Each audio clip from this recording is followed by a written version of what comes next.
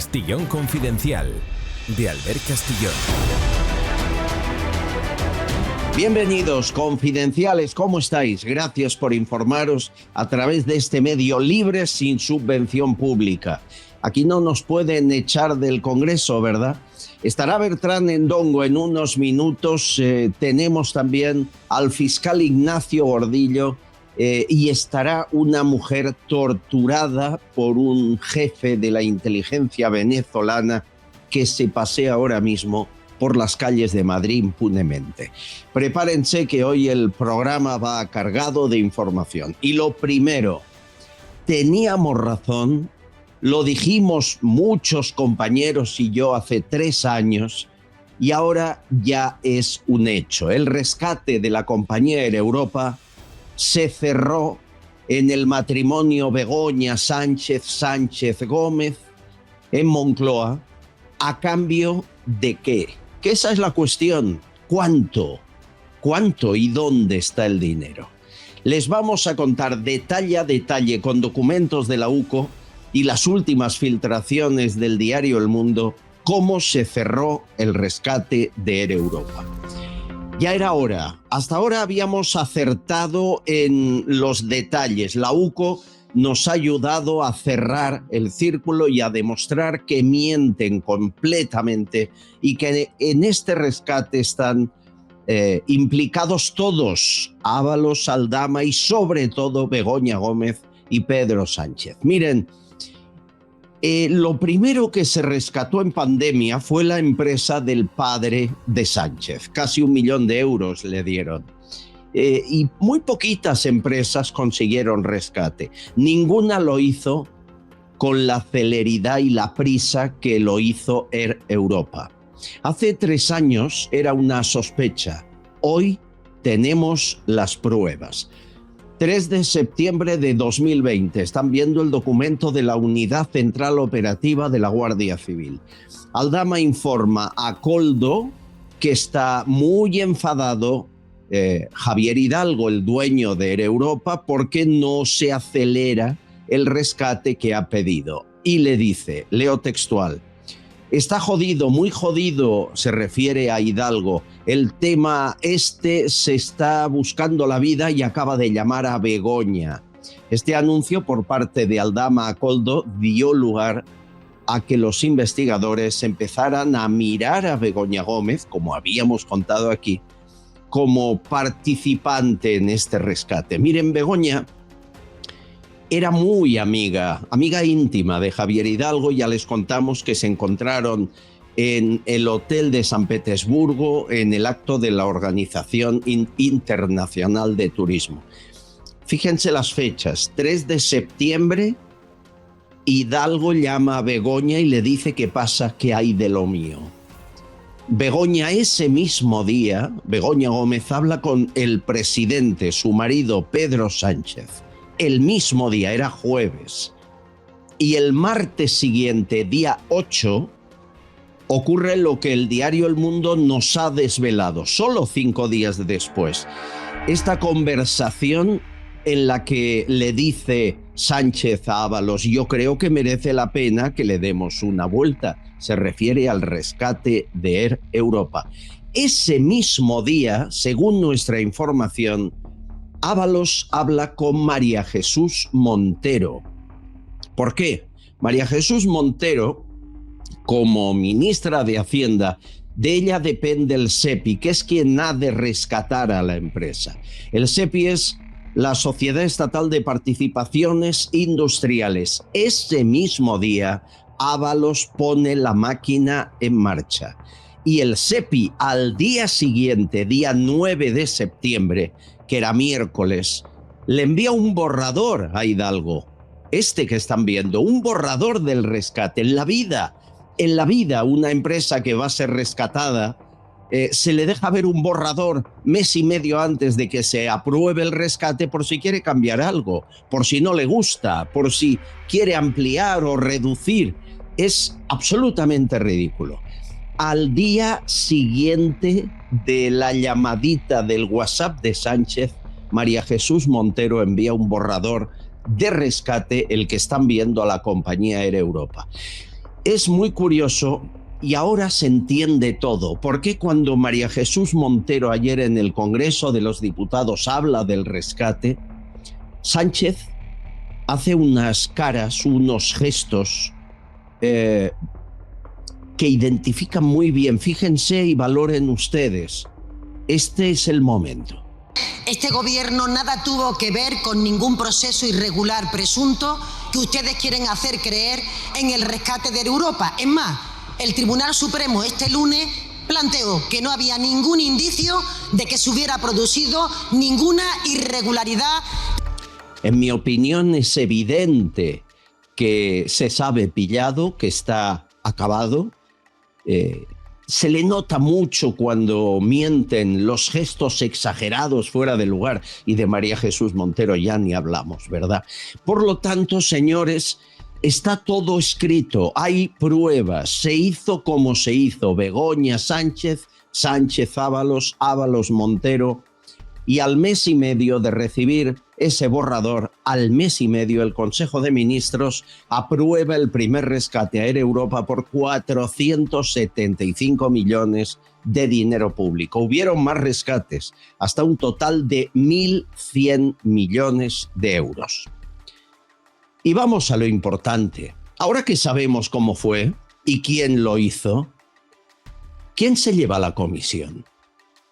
Miren, Air Europa contrató a Víctor de Aldama para conseguir recuperar 200 millones que le debía el gobierno venezolano. Recuerdan, la comisión en aquel momento para Aldama que le ofreció Air Europa era del 50%.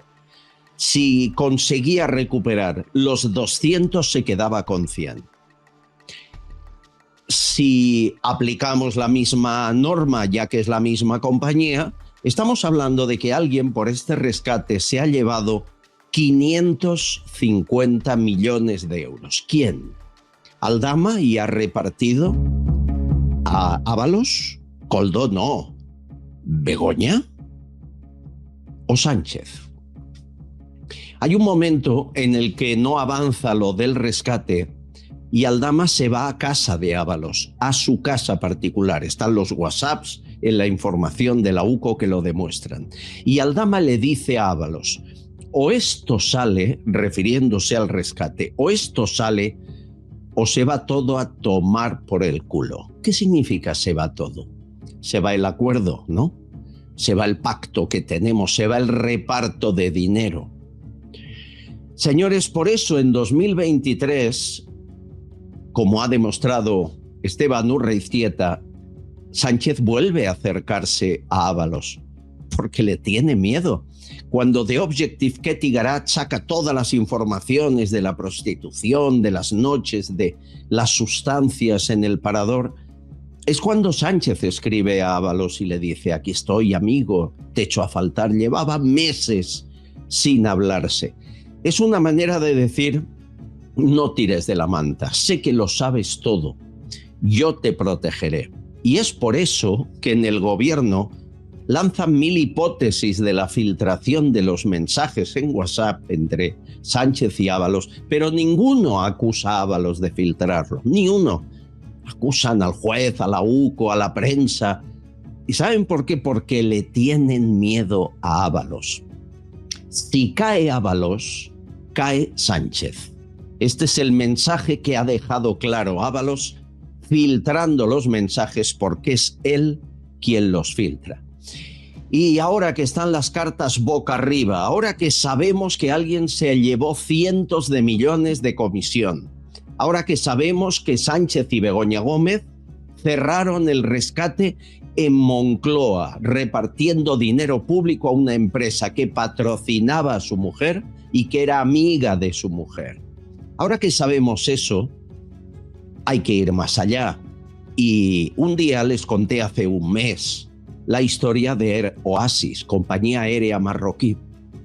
Esta compañía aérea se lanzó en 2024. El capital es de Globalia, o sea, Hidalgo, y Al-Mada. Al-Mada es Mohamed VI, es el gobierno marroquí, es la familia real de Marruecos. ¿Esa compañía se hizo con el dinero del rescate? ¿El dinero del rescate que se le dio tras estos chanchullos, reuniones secretas y llamadas, sirvió para montar con el rey de Marruecos una compañía aérea? Sabemos casi todo, nos falta la guinda final y sobre todo que un juez honesto ponga a trabajar a la Guardia Civil y envíe inmediatamente a una unidad a Moncloa para hacer un registro de llamadas y de espacios. Hay que registrar el lugar del crimen y por lo que parece Moncloa lo fue. Bienvenidos amigos, empezamos. Castillón Confidencial, de Albert Castillón.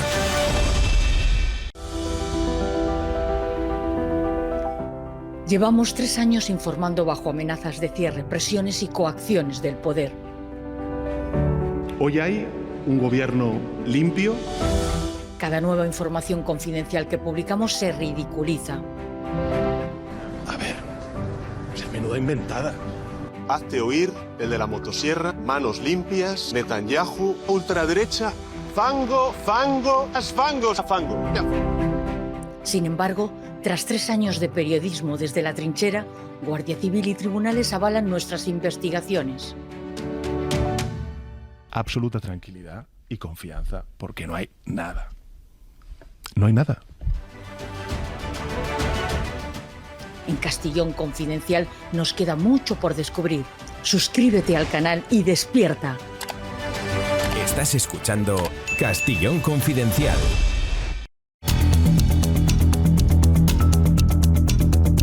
Amigos, esto es lo que ocurrió en el Congreso entre el periodista Bertrán Endongo y la portavoz de Sumar. Pero hay una cosa que se llama respeto y no le he dado la palabra. Quiero escuchar a los periodistas que quieren hacerme preguntas, así que les ruego que se callen. Miren, para mí es un ruido de fondo, ¿eh?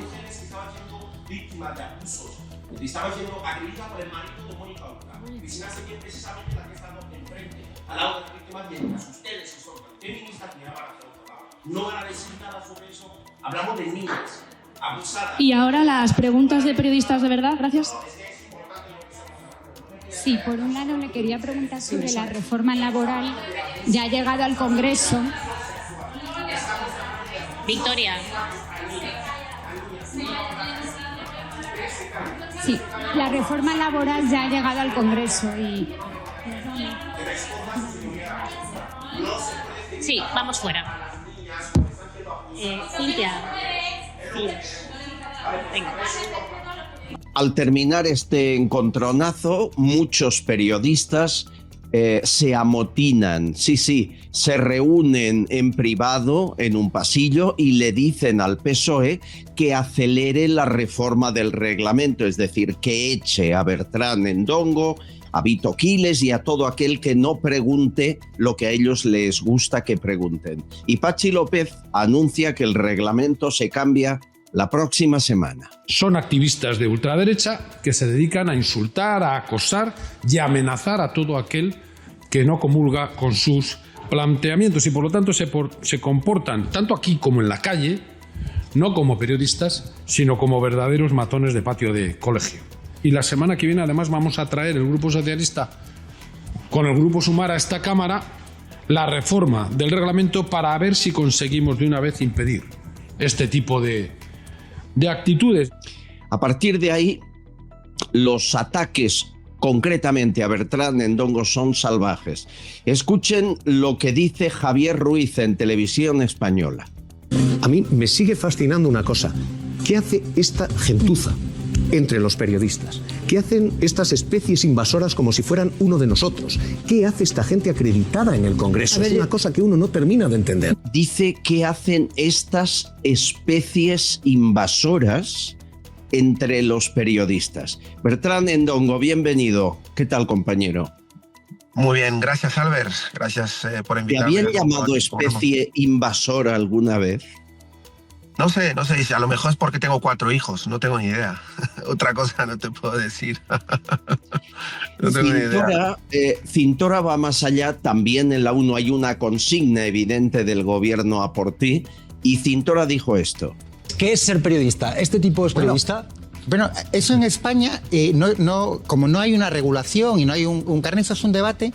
Eso es meterse en otro jardín mucho más complicado. Lo que está claro... No, ya lo afirmo yo, no es periodista. No, a ver... ¿Pero qué carajo debate? Rico. No es periodista. Ese comportamiento yo le llamo agitador. Pero a ver, tú eres periodista. ¿Por qué dice que no lo eres?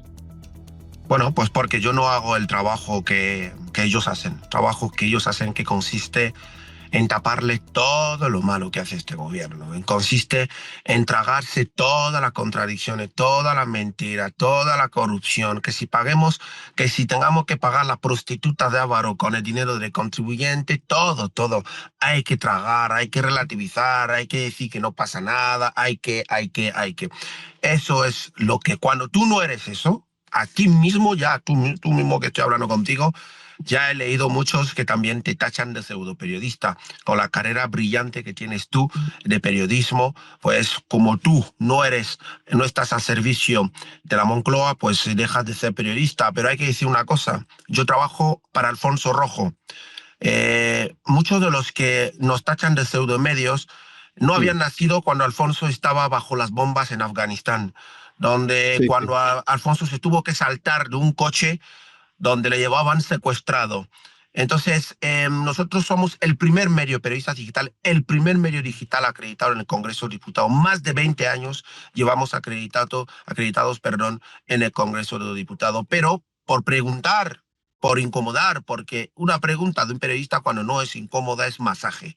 Y nosotros hacemos preguntas incómodas, hacemos preguntas no solamente porque queremos tocar las narices, porque son temas de actualidad. Son temas que todos los días saltan en los medios de comunicación y queremos conocer qué piensan los representantes políticos de los partidos de turno sobre ello. Pero por hacer esas preguntas, como has visto, se amotinan y entran en huelga y dicen que no van a entrar más en la sala de prensa. ¿Hay alguno que os defienda? ¿Hay alguno de ellos que diga la libertad periodística está por encima de las consignas? ¿Hay alguien que aflore ahí? En privado. En privado te ponen mensajes a algunos. Yo creo que es por miedo al resto. Estamos hablando de Carlos Cue, María Yapar, la gran mayoría tú ya les conoces y siempre son los 6 del país, los 4 de la Sexta y todo esto, son los que cortan el cotarro en el Congreso de los Diputados. Es que el problema es ese, que nosotros no podemos hacer otra cosa porque la Sexta hace 6 preguntas, el otro hace 5 preguntas y cuando ya queremos preguntar, pues no solo que no nos da la palabra, sino que ya el portavoz de turno ya se tiene que marchar. Es complicadísimo, Albert. Bueno, yo tengo compañeros de medios que hace 6 meses, 7, 8 meses que no les dan la palabra para preguntar. Pues claro que hay que hacer lo que hacéis vosotros, porque si no, no son preguntas, son masajes. Oye, la Asociación de la Prensa, el Colegio de Periodistas, la AP, cualquier organismo que nos represente, ¿alguno se ha acercado a vosotros a preguntar qué os pasa? No. Es más, muchos de ellos, la gran mayoría, están a favor de que nos echen a Vito y a mí del Congreso, porque según ellos, pues no somos agitadores, no somos periodistas, sino nosotros somos agitadores. ¿Qué es lo que son los Carlos Cue? ¿Qué es lo que son los Ignacio Escolar? ¿Qué es lo que son esa gente? No agitan, pero manipulan, pero están manchando la sociedad, están haciendo un trabajo que es absolutamente nauseabundo de lo que es el periodismo. No sé cómo pueden tragarse todo lo que pasa y el apagón. Hemos escuchado mucho de esos tertulianos como que comprando el discurso de Pedro Sánchez, que debemos de agradecer al gobierno que haya habido apagón. Es que es una cosa absolutamente absurda. Es que no sé cómo podemos hacerlo. Porque la gente que ha visto el vídeo, hay mucha manipulación de lo que pasó ayer en el Congreso, porque hay vídeos donde se corta el audio, pero yo en ningún momento, porque ellos fueron a quejarse a los jefes de comunicación del Congreso que yo insulté y amenacé. Pues yo tenía el audio. Lo que no sabían ellos, que el audio que tenían ellos, que estaba totalmente cortado, yo tenía el original, porque siempre nosotros cogemos el audio de voz con nuestros iPhones. Entonces yo le puse a la jefa de comunicación del Congreso el audio y ella escuchó, me dijo: para nada, Beltrán, ni insultas, son ellos los que te insultan, porque se escucha perfectamente cómo te llama sinvergüenza, cómo te dice que te calle la boca como varias veces. Entonces ellos lo que insultan, pero me dijo algo que me pareció curioso porque yo lo había entendido, lo volví a leer, pero no lo entendía así. Pero ella me explicó que los diputados de turno, portavoces de turno, tienen derecho a no darme la palabra. Tienen el derecho a no darme la palabra. Eso yo no lo sabía y me resultó curioso, porque yo dije, bueno, ¿cómo que no tienen derecho? Tienen derecho a no darme la palabra. Si yo vengo precisamente para preguntar, dice, no. Tú puedes preguntar lo que quieras, puedes levantar la voz, la mano, pero si el jefe de comunicación no te da la palabra, está en su derecho. Entonces, bueno, como ha dicho, algunos nos agotamos, pero yo jamás, insisto, me he puesto a responder, a cortar a un periodista. Nunca lo he hecho. Yo siempre lo que hago es cuando acaba la intervención el diputado, el portavoz de turno, inmediatamente, antes de que un periodista leyera el micrófono, yo pregunto inmediatamente. Entonces, nunca he cortado a un periodista, nunca he interrumpido a ninguno de ellos. Es tan triste que tengamos que usar estas trampas que me dices para poder meter la cuchara, porque te lo prohíben, te censuran, reparten los micrófonos a los periodistas amigos. Es todo vergonzoso. Entiendo que para ellos, bueno, pues Javier Ruiz, Cintora, Silvia Inchaurrondo son periodistas de raza, son los que deberían estar ahí preguntando. Me preocupa lo de la reforma del reglamento que acabamos de escuchar, porque si lo hacen de forma acelerada y con el apoyo de todos los pelotas que están ahí, a lo mejor la semana que viene ya no podéis estar ahí. ¿Habéis pensado qué hacer? No, es una reforma que vamos a llevar ante los tribunales porque no tiene ni pies ni cabeza. Es un parche. Hemos hablado tanto con el Partido Popular como con Vox y nos han asegurado que ellos, por su parte, esa reforma no va a ninguna parte. A ver qué pasa en la mesa del Congreso si llega a tramitarse. Pero hay que decir que lo que están intentando hacer es ponernos en la misma fila que los diputados. No quieren otorgar a nosotros eso que se llama cortesía parlamentaria que rige de obligado cumplimiento por parte de sus señorías. Entonces nosotros nos quieren hacer pasar como diputados, que la sanción que puede poner a un diputado por no cumplir con la cortesía parlamentaria es la que nos quieren imponer a nosotros.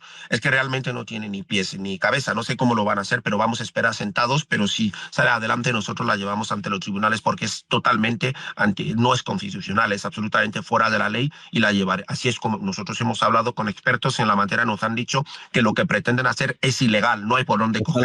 Es un parche que quieren hacer para contentar a sus medios afines en el Congreso, para que estén un poco tranquilos, pero que dicen que no tienen ni recorrido, porque no hay base de cómo sancionarnos, en qué se van a basar para sancionar. Entonces, ahí está el problema. Hemos hablado con todo tipo de expertos en la materia y nos han dicho que no, que estemos tranquilos. Pero oye, si ellos nos echan del Congreso, la calle para ellos va a ser una pesadilla. No van a poder pisar la calle. Donde estén, ahí estará nuestro micrófono. Porque, insisto, las niñas que fueron violadas, abusadas, cuando estaban bajo la tutela de Mónica Oltra, que fueron abusadas, violadas, insisto, acosadas por su exmarido, se merecían que alguien le preguntaran a esa mujer que cómo es posible que mientras tu marido abusaba de esas niñas que estaban bajo tu protección, tú mirara hacia otro lado. ¿Cómo es posible que no lo vieras? Si fueron años y años y la gente denunciando, las chicas quejándose, hay denuncias y denuncias y denuncias.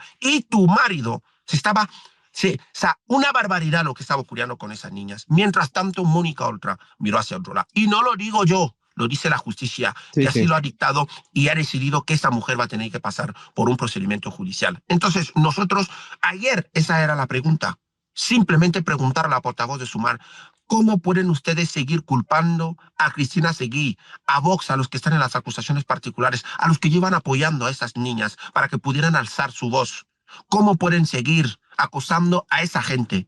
Y de una vez por todas no van a hablar de lo que ha pasado con Mónica Oltra. Ahí entró en cólera. Y como puedes escuchar perfectamente, me dirijo hacia los periodistas de la sala y digo, ¿hay alguna mujer, una feminista en la sala que le quiera hacer esta pregunta? Una madre, no sé, alguien que le interesa el bienestar de los jóvenes, de esas chicas que ahora mismo sus vidas ya están destrozadas por un perverso exmarido de Mónica Oltra. ¿Hay alguna feminista en la sala interesada en conocer? Nadie. Al final, todos salieron de la sala de prensa, la acompañaron a ella de café, estaban ahí de richichacha y decidieron entre ellos que no iban a salir más en la rueda de prensa. Albert. Yo cada vez que hablo contigo me enervo, no comprendo. Nunca caímos tan bajo en nuestra profesión. Me da mucha rabia que seamos pelotas serviles, que las asociaciones de la prensa sean una parte más del gobierno, que le den el premio a la de Bildu que mataba y señalaba a periodistas para que los asesinara ETA y van en el Congreso y le dan el premio a la mejor diputada. Este conchabeo entre el periodista y el diputado yo nunca lo vi. Había buena relación a veces con alguno, pero esto no es buena relación. Estos son periodistas de partido. Sois muy pocos los que tenéis una voz libre. Somos todavía muy pocos los periodistas que os apoyamos, pero sabéis que la gente en la calle os quiere mayoritariamente. Tú puedes pasear por la calle tranquilo y te abrazan. Pachi López no, me explico, eso es un hecho, es evidente. Hay que mantenerse firme en la trinchera, usar todas las argucias legales para detener este acoso y hacer listas. Yo creo que es el momento, igual que ellos te llaman a ti especie invasora. Bien, hagamos una lista de las especies invasoras de periodistas serviles al régimen que estos años estamos viendo florecer. Hagámoslo, porque esto acabará algún día y habrá que recordar quién estaba con quién. ¿No te parece? Ya es hora de que empecemos. Totalmente, Albert. Hay que hacer esa lista, pero yo espero que cuando de una vez por todas, si Dios quiere, lo antes posible cambie el gobierno de este país, no veamos lo mismo, porque es que lo hemos vivido también, porque cuando gobierna también el Partido Popular, es que tampoco es que tengamos protección, estamos vendidos siempre también. Entonces, esperemos que cuando una vez cambiado el gobierno, se note que ya no tienen tanto poder ellos como con Pedro Sánchez, que parece que ellos... Pero bueno, en el Congreso es así, Albert, eso no ha cambiado. Oye, no ha cambiado. Y que no te afecte en lo personal, porque aquí hay también un sentimiento de que no te quieren, agota, ¿no? Agota, vas a trabajar y no te quieren. Tú te lees las redes, uno que de hecho acabo de estar en la comisaría poniendo una denuncia de un señor de Bilbao que me ha puesto que viene para aquí, que si me ve me va a matar, no sé qué. Es agotador, es un poco agotador desde un punto de vista de todo lo que se lee, pero ha dicho algo muy interesante, que es que los que acosan, insultan, amenazan y te agotan psicológicamente, cuando sales a la calle, el amor, el cariño que recibes, el apoyo que recibes de la gente, que es mayoritaria, es la que te hace decir, pues coño, parece que tampoco lo estoy haciendo tan mal. Si de las 200 personas que se me acercan cuando piso el metro, 2 son los que me insultan, el resto son, nos hacemos una foto de verano, enhorabuena, no te recaigas, que sois los únicos, sois los que quedáis. Es que te emociona. Dije, coño, si lo estamos haciendo bien. Entonces nosotros vamos a seguir, Albert, vamos a seguir. Eso no te quepa ni la menor duda, vamos a seguir. Me gusta verte con esa fuerza. Sabes que te apoyo, que estoy a tu lado, en tu trinchera. Estoy yo y defenderé tu derecho a ser un buen periodista por delante de ellos. Un abrazo, compañero. Gracias, Albert, y un abrazo a todos tus seguidores, que también muchos de ellos supongo que están con nosotros, y de verdad, muchísimas gracias, y de verdad hay que seguir, Albert, que tú también estás en esa misma trinchera, a ti tan jodido por todas partes, simplemente por eso que tienes tú siempre, que lo que piensas es lo que dices, y la verdad siempre va adelante, y me consta los tocamientos de narices que has vivido en las tertulias, en los medios y tal, pero ahí estás, así que todo mi ánimo y mucha fuerza, y gracias por invitarme. Gracias, amigo. Un abrazo. Un abrazo. Creo que hay que poner cara a los periodistas que censuran a otros periodistas, igual que ellos hacen con nosotros. La APP, la Asociación de Periodistas Parlamentarios, es la principal instigadora de que gente como Vito, Quiles, Bertrán Endongo, Josué Cárdenas y otros estén fuera de ahí. Son los que dieron el premio a Merche Izpurúa en la última edición. Cada Navidad dan unos premios, como la parlamentaria con mejor relación con la prensa. Bueno, ahora no mata, ahora solo habla. Merche Izpurúa, en la portada del diario Egin, ponía los objetivos de ETA, que luego a veces eran asesinados, entre ellos periodistas, y le dan un premio a ella. Miren, van a ver las caras. Luis Carlos Ramírez, secretario general de la Asociación de Periodistas Parlamentarios. Es director de la revista Extraparlamentarios. Guillermo Lerma, vicepresidente de la APP, trabaja en Cadena SER. Raro, ¿no? La vicepresidenta es Sandra Gallardo, trabaja en Radio Nacional de España, la están viendo. Y la presidenta de la APP, la que expulsa periodistas, es Anabel Díez. Está en muchas tertulias de televisión, pero se ha pasado la vida trabajando en el país. Por lo tanto, la Asociación de Periodistas Parlamentarios la dirige gente del País, Radio Nacional y la SER. Ahora empiezan a entender por qué molestan algunas preguntas de algunos periodistas, por qué no les dan voz, por qué no les dejan preguntar y por qué les quieren expulsar de la Cámara. Esta lista es mucho más larga y la seguiremos haciendo en próximos días. Castillón Confidencial, de Albert Castillón. Amigos, saben que Donald Trump está en Arabia Saudí. Dicen que han firmado el mayor acuerdo de defensa de la historia. Se habla de, no sé, 142.000 millones de dólares. Pero más allá de eso, hay una escena que quiero que vean. Están los dos, Bin Salman. ¿Se acuerdan de Bin Salman que descuartizó a un periodista? Sí, descuartizó a un periodista, este señor, el jeque de Arabia Saudí. Está ahí, le dan un pequeño vasito con un líquido para que beba, y a Donald Trump igual. Mientras Bin Salman lo bebe, Donald Trump lo mantiene en las manos, charla con el número uno, el líder de Arabia Saudí, pero no se lo toma. Bin Salman ya se lo ha bebido y ha dejado el vaso vacío en la mesita. Donald Trump está charlando con él y aprovecha un giro de la mano. Ahí está, dejando el vasito lleno, porque no lo ha probado, en la mesa justo de atrás. Eso demuestra cómo se fían, ¿no? de unos de otros, sobre todo cómo se fía Donald Trump de Bin Salman. La verdad, yo hubiera hecho exactamente lo mismo, no probarlo. ¿Quién sabe lo que llevaba? Taleb Ali-Salem, bienvenido. ¿Cómo estás? ¿Qué tal, amigo? Muy bien, muchas gracias por la invitación. Es un placer. Periodista, saharaui, activista. ¿A ti te han dolido especialmente estas imágenes? ¿Por qué?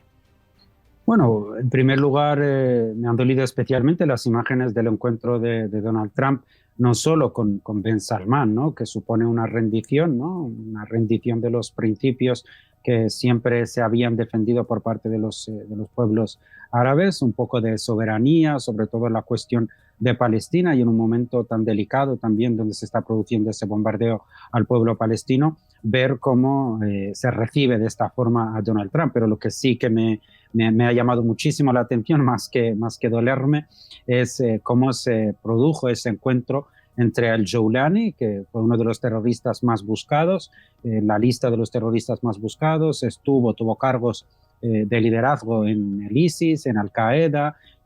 Incluso Estados Unidos llegó a poner precio a su cabeza y emitió su imagen con una recompensa de $10 millones a quien consiguiese dar con él, ¿no? Y de repente vemos que ahora lo han colocado como nuevo presidente de Siria, y que, bueno, se quitó la chilaba, se puso un traje y pasó de ser uno de los terroristas más buscados a ser un demócrata, aparentemente, que se reúne con Trump en Riyadh, en esa capital de Arabia Saudí, ¿no?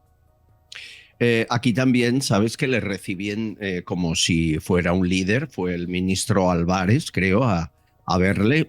Aquí se olvida todo pronto, ¿no? En España y en Estados Unidos, como si no pasara nada. Pasas de ser el más buscado terrorista sanguinario a un aliado en un abrir y cerrar de ojos. ¿Estos son intereses económicos o algo más?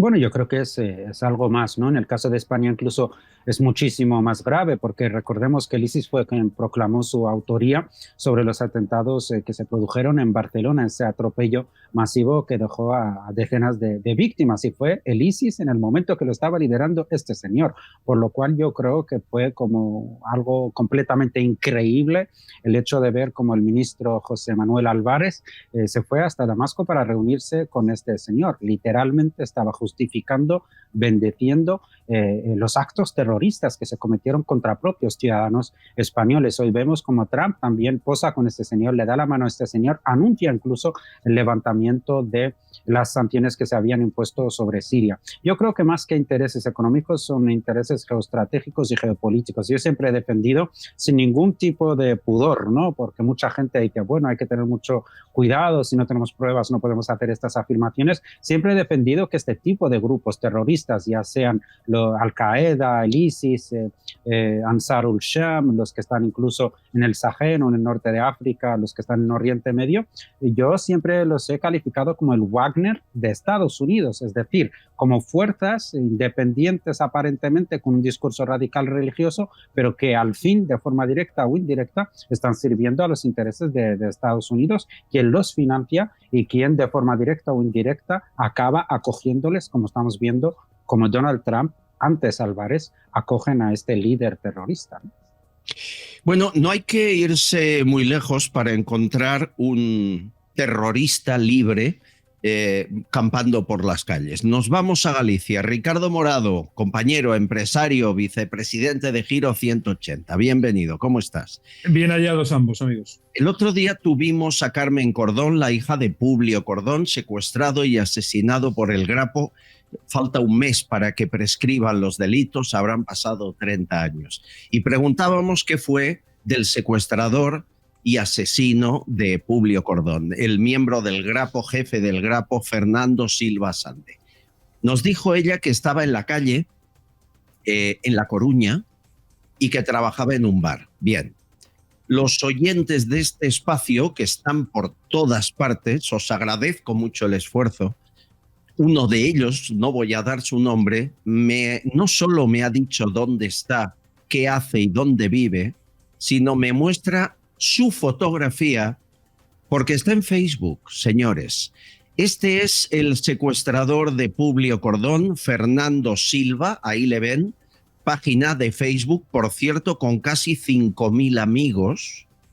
No se esconde, publica fotografías de lo que hace en el pueblo de Carnota, provincia de La Coruña, donde trabaja no en un bar, sino en una empresa de la construcción que contrata, tiene un acuerdo con la administración y contrata ex reclusos. ¿Es normal que alguien que ha secuestrado vaya a prescribir el delito, no se encuentre el cuerpo de la víctima y él salga en Facebook haciendo amigos, Morado? Pero yo es que escuchándoos hablar hace un minuto, no nos podemos sorprender de lo que pasa en España, porque nos puede sorprender en mayor o menor medida que Donald Trump se reúna con este tipo de personajes perniciosos y terroristas. Pero es que en España el terrorismo es el socio preferente del gobierno. Ya. Entonces no nos puede sorprender. Arnaldo Otegi ha sido calificado como un demócrata y prácticamente un estadista. Entonces no nos puede sorprender este tipo de cosas como las del secuestrador de Publio Cordón. Eso está al orden del día en España. Hace mucho tiempo que se dio la vuelta a los papeles lógicos que una persona normal y razonable podría tener dentro de su cabeza. Ahora los malos son los buenos y los buenos pasan a ser los malos. Pero nunca debemos considerar ni en lo de Siria ni en lo de Galicia que es normal. Es decir, normalizar esto... normalizarlo es lo peor que podemos hacer. Pero normalizarlo es lo peor que podemos hacer, pero sin embargo quien lo normaliza es en nuestro caso el propio Estado, el propio gobierno de la nación, es quien normaliza este tipo de situaciones. Ahí tenemos a Merche Izpurúa, que hace 2 días estaba quejando en redes sociales de que la insultaban y la llamaban terrorista. Hombre, que era la que señalaba los objetivos que posteriormente asesinaba a ETA con un tiro en la nuca. y ahora le duele mucho que la insulten en redes sociales. Sí, sí. En este país estamos en una situación a la que hemos llegado a través de normalizar este tipo de situaciones y de permitir que todos estos personajes tengan una cuota de poder interesado, como decía Taleb hace un momento, en este caso por motivos, yo estoy convencido que son motivos económicos en su mayor parte, no son geoestratégicos porque dentro de nuestras fronteras no hay ese tipo de intereses, pero sí intereses económicos por parte del socialismo en este caso, que es el primer interesado en que ellos sean sus socios preferentes. Una prueba más, que además Taleb la publicó en Twitter, que yo le sigo y me pareció muy acertado. Quiero que escuchen a este hombre, es el alcalde del PSOE, del PSC, en Tarragona.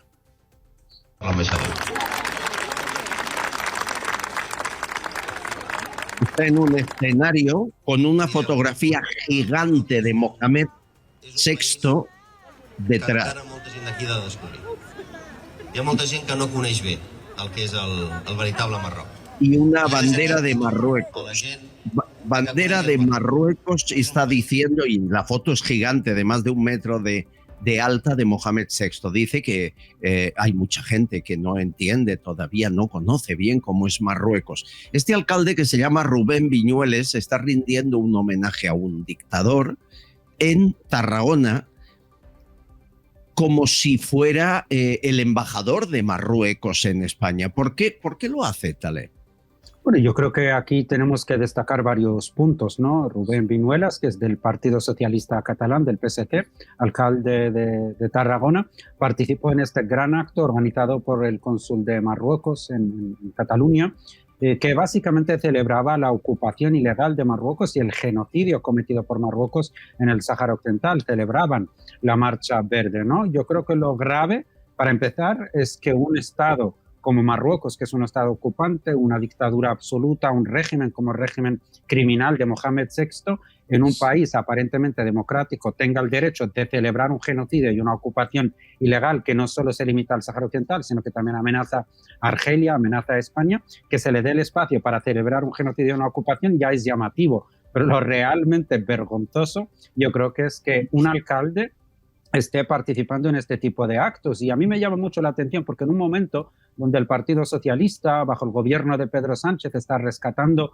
bajo el titular de esa memoria histórica, ¿no? Está rescatando los recuerdos de Franco, organizando no sé cuántos eventos celebrando un poco la caída de lo que fue la gran dictadura, un miembro del Partido Socialista, un alcalde del Partido Socialista, no tenga ningún tipo de problema en posar y dar un discurso con la foto de uno de los mayores dictadores, uno de los mayores genocidas conocidos en el continente africano, que es Mohamed VI, ¿no?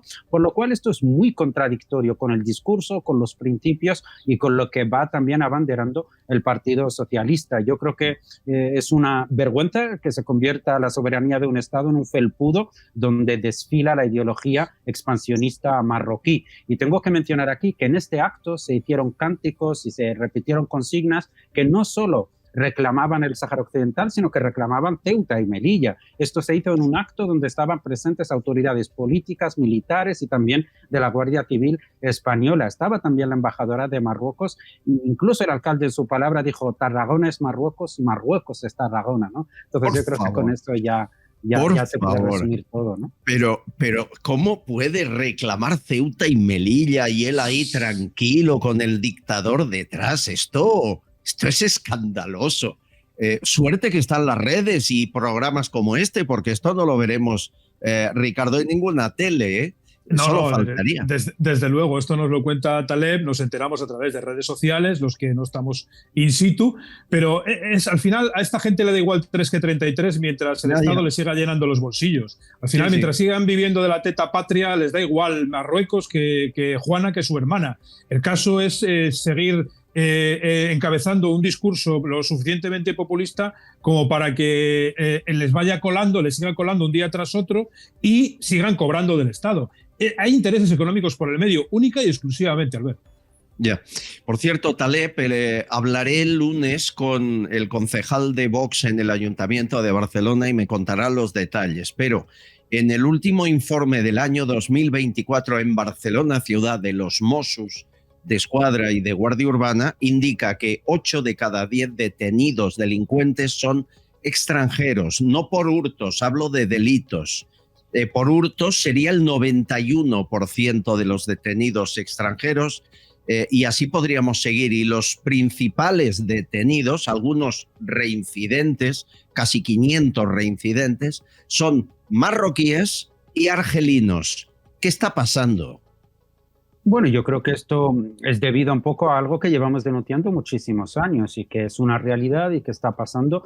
Incluso se nos ha acusado a nosotros, a mí, con mi cara de fascista, por denunciar que Marruecos está utilizando la migración, sobre todo a los menores, como una hoja de presión política. Lleva introduciendo a decenas, a cientos de estos menores en territorio español, que luego se van expandiendo por el resto de Europa, y son generalmente personas, pues eso, conflictivas, ¿no? Incluso también el rey emite indultos anuales a cientos de delincuentes, muchos de ellos acusados por pertenecer a organizaciones terroristas o por hacer algún tipo o tener algún tipo de conexión con organizaciones terroristas, y se sabe y hay datos periodísticos que indican que la mayoría de estos indultados de las cárceles marroquíes por el rey se les facilita el camino para llegar luego a Europa, ¿no? Entonces Marruecos ha encontrado en esta forma de instrumentalizar a la inmigración, en instrumentalizar a los migrantes, en instrumentalizar a la delincuencia en España y también en otros países de Europa, una forma de presión política directa. La gran pregunta que se plantea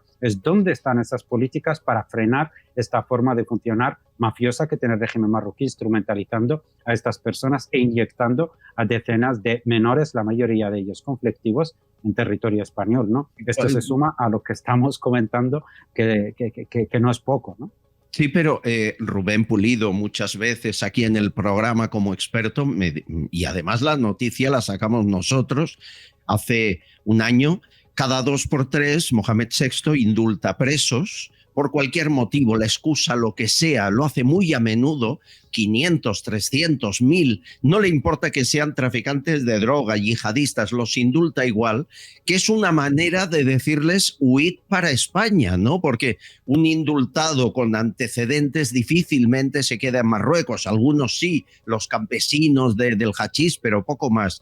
Es decir, es una manera de invadir con lo peor de su casa nuestra casa.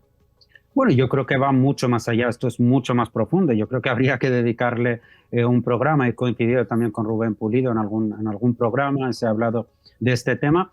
Tenemos que tener en cuenta, y esto te lo he comentado en un programa anterior, que Hassan II, el padre del actual rey, llegó a amenazar a Europa y dijo en un momento determinado: si no nos dejáis exportar nuestros tomates, exportaremos terroristas. Esto se traduce en lo que está sucediendo hoy. Una de las mayores cosas que valora tanto el Estado español como Francia, como Bélgica, como otros países de Europa, es los acuerdos de cooperación que tienen con Marruecos en lo que se conoce materia de lucha contra el terrorismo. Es decir, Marruecos tiene muchísima información sobre la mayoría de sus ciudadanos en Europa y sobre aquellos que intentan o quieren o tienen ideado algún tipo de atentado, y esta información se le pasa a los servicios de inteligencia europeos, que valoran muchísimo porque es su única forma de paralizar este tipo de atentados. En el momento que no haya criminalidad, en el momento que no haya este tipo de migración, Marruecos no tendrá materia con la que presionar a los países europeos. Es decir, en el momento que un país europeo quiere salirse de la vía que quiere Marruecos o de los intereses de Marruecos, Marruecos le dice: te corto ese grifo de información. Por lo cual, esto es causa-efecto. Si no hay una inmigración con ese grado de delincuencia, los servicios de inteligencia marroquíes no tienen esa información con la que al fin y al cabo chantajean a los gobiernos europeos. Es tremendo, Ricardo. Aquí contamos que el CNI, agentes del Centro Nacional de Inteligencia, nos pedían ayuda personalmente a este programa porque hay infiltrados marroquíes de inteligencia marroquí trabajando en la sede del CNI español. Y bueno, no nos cabe duda, según dicen ellos, y yo les creo, que pueden estar filtrando información de nuestro país, de la seguridad de nuestro país al país enemigo, porque Marruecos es el enemigo natural de España, ¿no? Es toda la vida. De toda la vida. Y al final de lo que estamos hablando aquí es de las consecuencias que se tienen que pagar por esa política de facto de fronteras abiertas a las que nadie les pone un coto y de las que nadie se preocupa. Al final lo que está describiendo Taleb con tanto acierto es precisamente eso. Nadie está haciendo nada para contener ese flujo de inmigración descontrolada de personas que son en su mayor parte conflictivas. Y cuando a alguien se le ocurre decir lo que estamos diciendo nosotros aquí, pues se nos acusa de lo de siempre, de fascistas, de facha, bueno, de lo que ya hemos escuchado en tantas ocasiones. Pero mientras tanto, los datos que arroja el propio gobierno de España sobre delincuencia nos dan la razón, sobre todo si cada uno de los extremos que se están comentando en este momento. Entonces, claro, ¿quién le va a poner el cascabel al gato? Porque lo importante aquí es ¿cuándo va a parar todo esto? ¿Cuándo se va a decir alto y claro a Marruecos, mire, vamos a cerrar nuestras fronteras, no vamos a permitir que pase nadie de manera ilegal, y a toda aquella persona que cacemos delinquiendo de manera reiterada, como estabais describiendo hace un momento, se le va a devolver a su país? Yo lo que no entiendo, al ver, y no me cabe en la cabeza, sigue sin caber en la cabeza, ¿cómo puede haber multirreincidentes con más de 500 hurtos o 500 pequeños delitos que sigan en nuestro país? Es que no lo entiendo. Mira, no en Barcelona hay 452 multireincidentes con más de 9.000 delitos a sus espaldas y siguen en Barcelona. Es alucinante. De ahí, alguien lo quiere provocar. ¿Sabes qué pienso, Taleb? ¿Qué pasará cuando esté el túnel construido? Hay un proyecto de túnel entre Marruecos y España. Pues quieren hacer como el que hay entre Francia y Gran Bretaña, y he leído por ahí que en 2030 estaría acabado. Yo creo que no llegan al Mundial, ¿o sí? Bueno, yo creo que ese proyecto lleva muchísimos años planteado, y creo que si sigue Sánchez en el poder, no solo se va a hacer ese túnel, sino que se haría algún tipo de obra artificial, incluso para unir en terreno a Gibraltar, quizás con el norte de Marruecos, y así acabar de ponerle el sello a España, y que sus reclamos no solo de Marruecos, no solo sea sobre Ceuta y Melilla, sino que vaya subiendo. Yo creo que la alfombra roja se la está poniendo Pedro Sánchez, y lo que ha pasado en Tarragona es prueba de ello, ¿no? Hablabas un poco, me gustaría comentar esto, del tema del CNI, de la infiltración marroquí. Es algo completamente real, y tenemos la imagen de que los infiltrados de los servicios de inteligencia marroquí muchas veces pues es una persona, un individuo, bueno, no, es que muchas veces son personas completamente integradas en la sociedad española, muchas veces integradas en el mundo empresarial, en el mundo de la prensa, en el mundo político. Y yo recuerdo un caso, esto no solo afecta al Partido Socialista, recuerdo que en el 2015, y esto lo publicó El Mundo, que ahora está con los WhatsApps de Ábalos, también fue una exclusiva que publicó El Mundo en el 2015, más de 150 correos electrónicos de la mujer de Aristegui, que fue el ex portavoz del Partido Popular en aquel entonces, y su mujer de nacionalidad marroquí, completamente integrada, casada con un español, ya digo, portavoz del Partido Popular. Pues a esta señora se le encontraron más de 150 correos donde enviaba información a los servicios de inteligencia marroquíes, ¿no? Por lo cual esto es muy grave, ¿no? Porque nos encontramos que Marruecos instrumentaliza a cualquier persona. Hace poco he visto como a una persona, imagino, bueno, con nacionalidad española, pero con apellidos marroquíes y nombre marroquí, se le daba un alto grado en lo que es la Guardia Civil. Y yo viendo el vídeo donde esta persona con ropa de la Guardia Civil, obviamente nacionalidad española, pero nombres y apellidos marroquíes, se le daba pues una posición bastante importante dentro de la Guardia Civil. Las primeras preguntas que me surgieron, digo, seguramente esta persona o trabaja para los servicios de inteligencia marroquíes, o los servicios de inteligencia marroquíes encontrarán el modo y la forma de llegar a ella para que trabaje para ellos desde dentro de la Guardia Civil y de la posición que ella guarda, ¿no? Por lo cual esto es una realidad tangible contra la que ningún gobierno, ni de derechas ni de izquierdas, ha tomado ningún tipo de medidas, ¿no? Están aquí, Morado, los tenemos muy cerquita, vigilándonos. ¿Te imaginas cuando esté ese túnel, Ricardo? No, prefiero no imaginarme. Que si sigue Sánchez ya sabemos que pagaremos nosotros, ¿no? No tengo para la menor duda. La descripción de la alfombra roja que acaba de hacer Taleb me parece la más acertada, pero el problema está en que podemos echarle la culpa a Marruecos, pero el principal culpable de todo esto es el gobierno español, que es quien no impide que todo esto esté pasando. Al final, por mucho que le queramos echar la culpa a otros, al final los verdaderos responsables somos nosotros, de permitir haber llegado hasta este punto, y una vez llegados a este punto no ponerle un freno.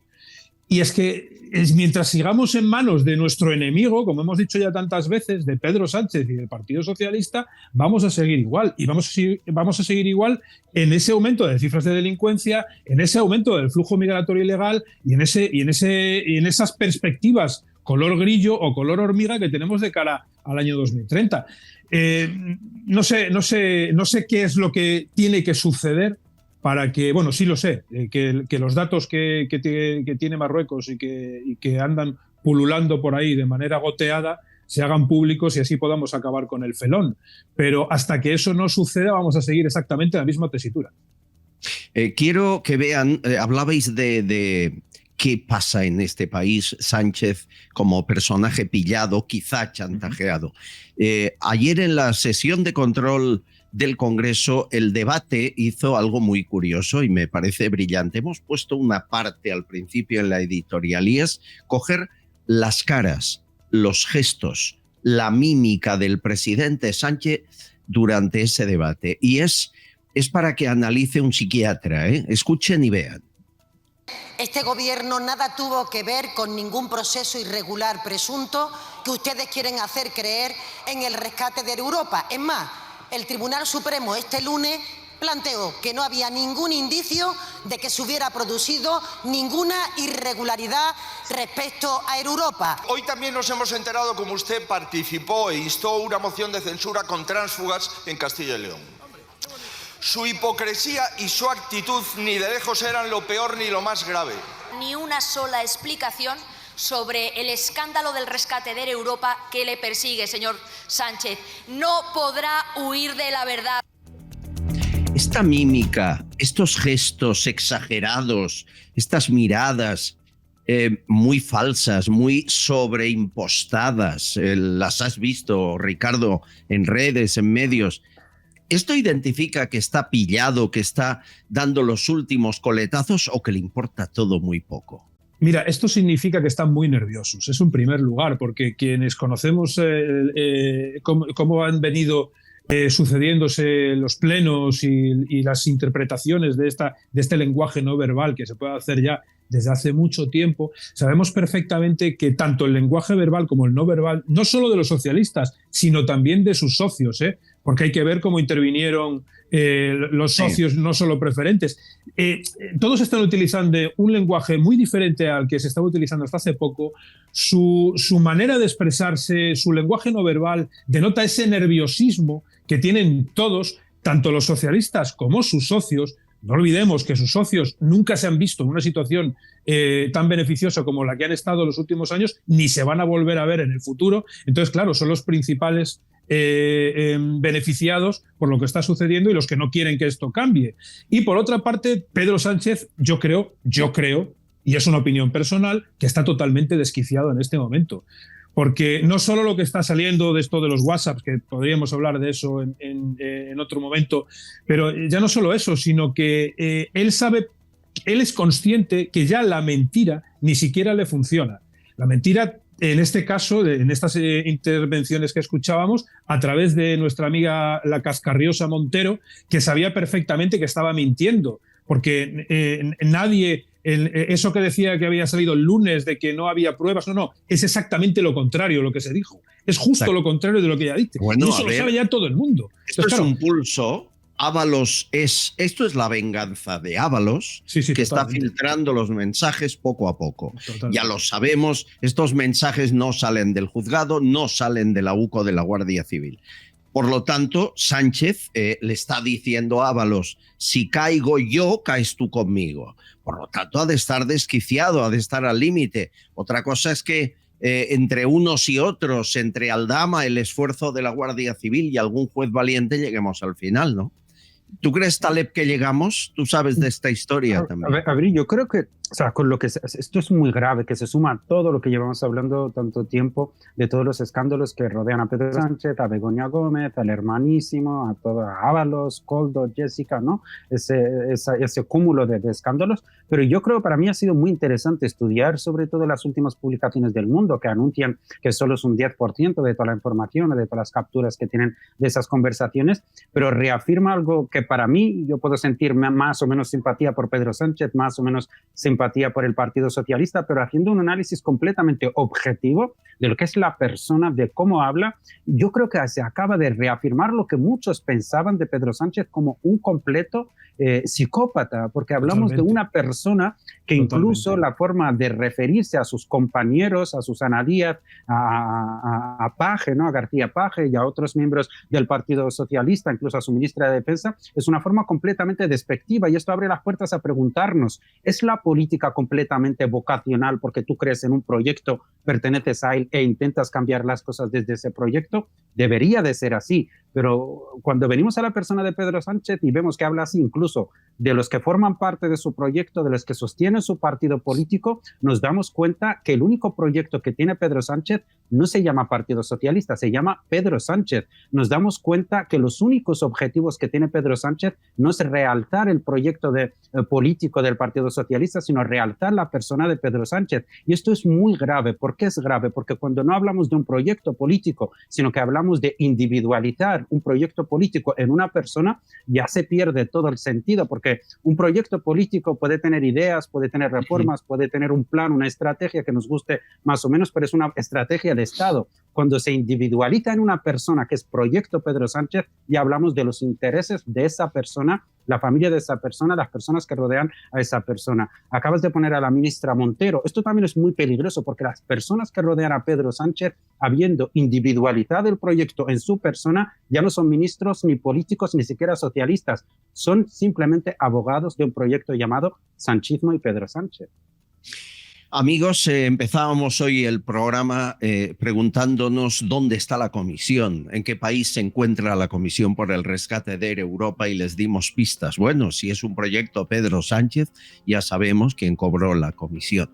Me vais a dar un minuto, que voy a hablar con un fiscal de la Audiencia Nacional en un instante, porque, señores, lo que ha ocurrido en las últimas horas merece una explicación. El martes pasado, el Consejo de Ministros aceleró que los fiscales sean los que instruyan las causas penales en este país.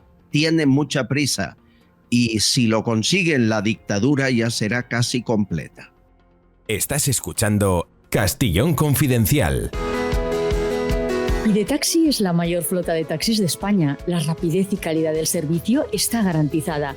Te bajas la aplicación en el móvil y sigues el trayecto del taxi que has pedido sobre el mapa hasta que vienen a recogerte.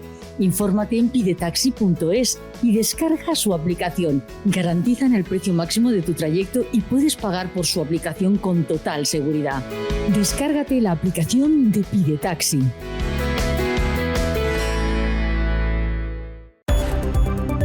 Señores, el Consejo de Ministros ha aprobado la reforma para dar a Fiscalía la instrucción penal. Es decir, ahora será Fiscalía quien instruya los delitos, será quien dirija la Policía Judicial y será quien haga el trabajo que hasta ahora hacían los jueces de instrucción. Lleva tiempo el gobierno con esta intención. De una forma rápida y acelerada, el martes, aprovechando esta distracción que hay con los WhatsApps de Sánchez y Ábalos, lo aprobó en Consejo de Ministros. Fiscal de la Audiencia Nacional, Ignacio Gordillo, ¿qué le parece la medida? Bienvenido. Pues la verdad es que la medida es una más de las múltiples del gobierno intentando terminar con la división de poderes. La separación de poderes en un Estado de Derecho es imprescindible. Y aquí vemos que el legislativo no se le ha oído. Al Ejecutivo ha tomado un acuerdo sin contar con las asociaciones de jueces, de fiscales, sin contar, como es lógico, con el informe del Consejo del Poder Judicial, sin contar incluso con el informe del Consejo de Estado. Y de propio modo ha cogido y ha tomado una decisión en el Consejo de Ministros que todavía no ha entrado ni en las Cortes y ya empiezan a hablar de que se ha modificado la ley. Creo que es una intromisión en el órgano del Poder Legislativo y también en el Judicial, porque lo que quiere es controlar. En primer lugar, por eso creo que la intromisión es absoluta y esa es una discusión de hace mucho tiempo, si debían de instruir los jueces o los fiscales. En segundo lugar, ante esa discusión de si deben instruir los jueces o fiscales, Yo sé que algunos juristas tenían dudas, etcétera, pero es que en el momento actual no tiene dudas nadie. Ningún juez, fiscal, abogado, ni ningún universitario se plantea la duda. ¿Por qué? Porque no puede instruir el fiscal. El fiscal no puede instruir. Tenemos a un Ministerio Fiscal cuyo representante, el fiscal general del Estado, está investigado por graves delitos. Tenemos un fiscal donde está actuando como defensa en una serie de delitos cuando tenía que tener una labor de acusación. Delitos en los cuales están en juego familiares, como es la esposa, hermano del presidente del gobierno. Y ahí el Ministerio Fiscal, dejando al lado su principio de legalidad, su principio de honestidad, su principio de imparcialidad, toma parte como defensa. No se ha visto nunca, Albert, nunca. Entonces ahora hablar de que instruya el Ministerio Fiscal es la mayor vergüenza del mundo. Es la mayor vergüenza del mundo. No podemos permitirlo. Y en tercer lugar, dices, hombre, el Ministerio Fiscal instruiría y controlaría la Policía Judicial. La Policía Judicial la sigue controlando el Ministerio del Interior. Los jueces y fiscales no controlan la Policía Judicial. Todas esas investigaciones que están realizando la Policía Judicial, Guardia Civil, Policía Nacional, Policías Autonómicas o Policía Local, no tiene conocimiento en la mayoría de las ocasiones los miembros de la carrera judicial y fiscal. Por eso venir a decir como algo que suena muy bien de que el fiscal va a controlar, va a dirigir la Policía Judicial, pero si esto es una historia muy oída.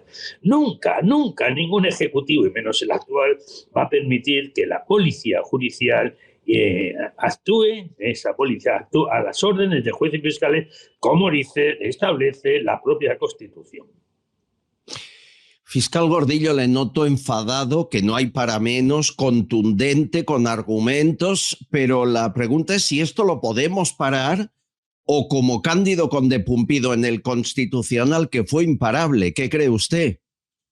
Hombre, lo podemos parar en el momento en que hay un Parlamento que todavía no lo ha aprobado. Es que todavía no es ni iniciativa de ley, todavía no tiene entrada en el Parlamento. Es decir, que todavía están tomando las funciones del grupo los grupos parlamentarios, están actuando ya como diputados del Congreso y del Senado. En segundo lugar, ciertamente se puede parar cuando haya unos diputados que con la máxima honestidad e independencia establezcan no lo que diga el partido, sino establezca que hoy instruir el Ministerio Fiscal, y lo decimos todos los fiscales, es totalmente imposible. Es totalmente imposible, porque el fiscal está hoy dirigido por el Poder Ejecutivo. Mientras el Poder Ejecutivo controle al Ministerio Fiscal y de esa forma intente controlar a los jueces y magistrados, creo que no es el momento, que no es la ocasión y que el gobierno es el menos indicado para hacer esta propuesta. Por eso yo creo que hay que pararlo bien en el Congreso, bien en el Senado y luego finalmente en la Constitucional, lógicamente esperemos que el señor Cándido Pumpido se lea la Constitución, se dedique a aplicar la Constitución, que lo dice clarísimamente la división de poderes y un Ministerio Fiscal que forma parte de la carrera judicial y un Ministerio Fiscal que se sujeta al principio de legalidad, imparcialidad y que ciertamente con un Poder Ejecutivo con tantas causas que tiene abiertas a familiares, antiguos ministros, etcétera, nunca sería el momento para que investigase el Ministerio Fiscal. Como lo consigan, esto ya está cerrado, esto ya es una dictadura. Hemos dejado en manos de alguien como este gobierno la democracia, el Estado de Derecho. Yo espero que lo podamos combatir, pero es que nos pasamos la vida combatiendo y uno se pregunta qué mal se estructuró el Estado para permitirle hacer tantos atropellos como ha hecho. ¿No cree que habría que empezar a cambiar las cosas, resetear las leyes de este país, incluida la Constitución? Sí, indudablemente la Constitución del 78, que fue un importantísimo avance democrático, lo que nunca preveía es que pudiese haber un poder ejecutivo que actuase así, nunca preveía que el hermano, la mujer de un presidente de gobierno estuviese investigados, o ministros, etcétera, y lo que no preveía nunca la Constitución del 78 es que por 7 votos, en definitiva, pues en los que gobernasen, pues en los que dictasen las resoluciones y que entonces no hubiese ni poder legislativo, ni poder ejecutivo, ni poder judicial, porque solo, como en todas dictaduras, tiene un único poder. Ignacio Gordillo, fiscal de la Audiencia Nacional, que lo fue durante muchos años y sigue siendo un faro que nos ilumina en estos tiempos oscuros. Muchas gracias por su tiempo y un fuerte abrazo. Usted, don Albert, a su disposición siempre. Aquí seguimos con Ricardo Morado, nuestro buen amigo de Giro 180, con Taleb Ali-Salem, nuestro periodista saharaui, defensor de la verdad, de la libertad. Y tengo muchos mensajes que hablan del gobierno, algunos de ellos: Fraguas, Antonio, Francisco, Javier y María. Ahora la tendencia es la crítica al primer ministro Sánchez.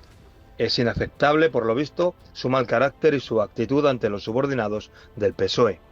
Y es en esta extraña España donde solo pueden pasar cosas como estas, y es alabar lo antidemocrático y denostar lo correcto.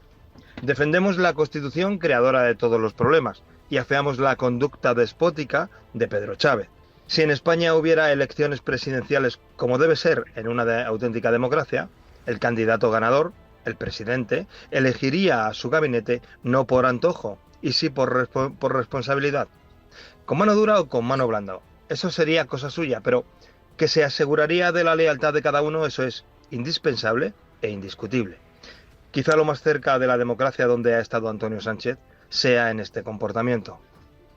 Yo tengo entendido que antes, y no creo que lo hayan quitado, es una cosa que habría que investigar, los ministros y este tipo de gente tenían unas prebendas en paradores que consistían en que no pagaban ni tan siquiera el IVA de todo lo que consumían. No creo yo que fuera el caso de Ábalos, que aflojara de su bolsillo ni tan siquiera 20 euros, pero bueno, sería interesante ver si esto sigue siendo así. Estoy empezando a pensar que esto de los WhatsApp viene en el momento para distraernos del apagón, porque es una detrás de la otra. Y lo del apagón es muy fuerte, realmente muy fuerte, hay muertos. Es terrible cómo este hombre trata a la gente, pero vamos, es una cosa que ya sabemos que no se puede esperar otras formas de él. Esto creo que el cartucho ya le queda muy poca misión, ya pronto va a explotar.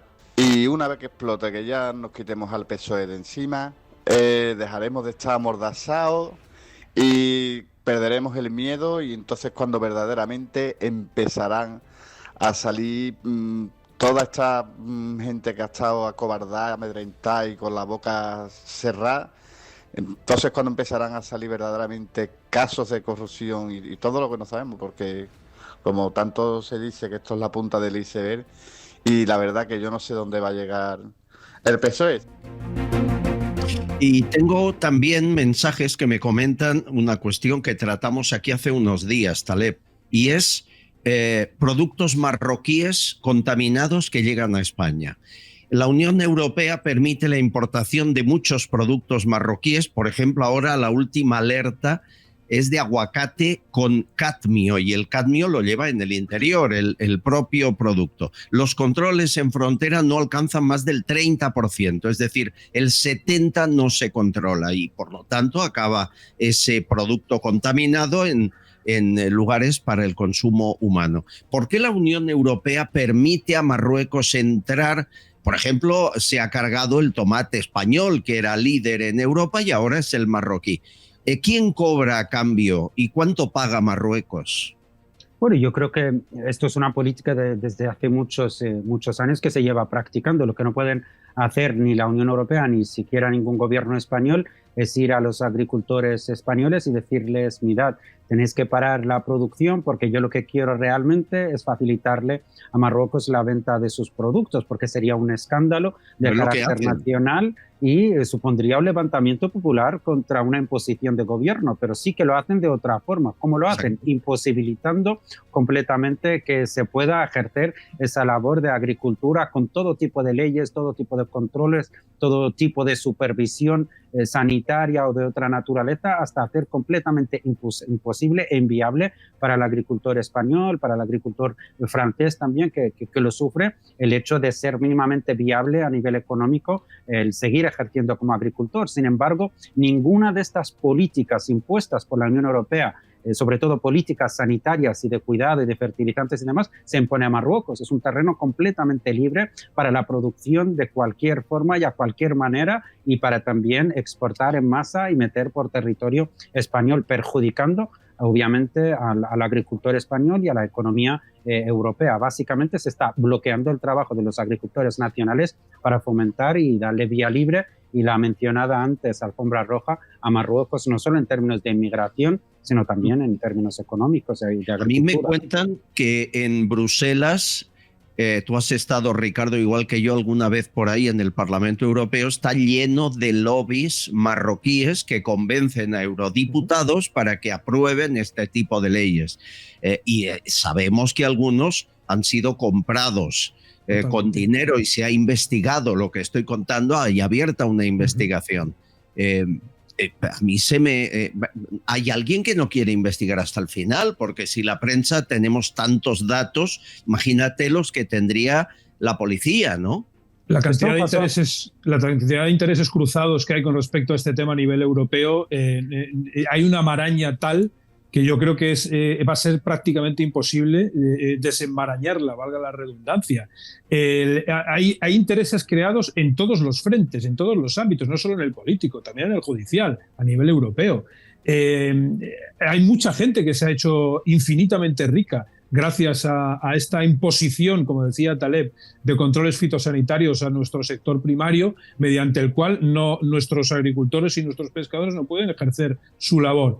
Hay muchos intereses creados, pero no intereses creados en los que ejercen la labor, sino en aquellos que están supervisándola y en aquellos que deberían de velar por los intereses de nuestro sector primario. Esos son a los primeros a los que hay que investigar.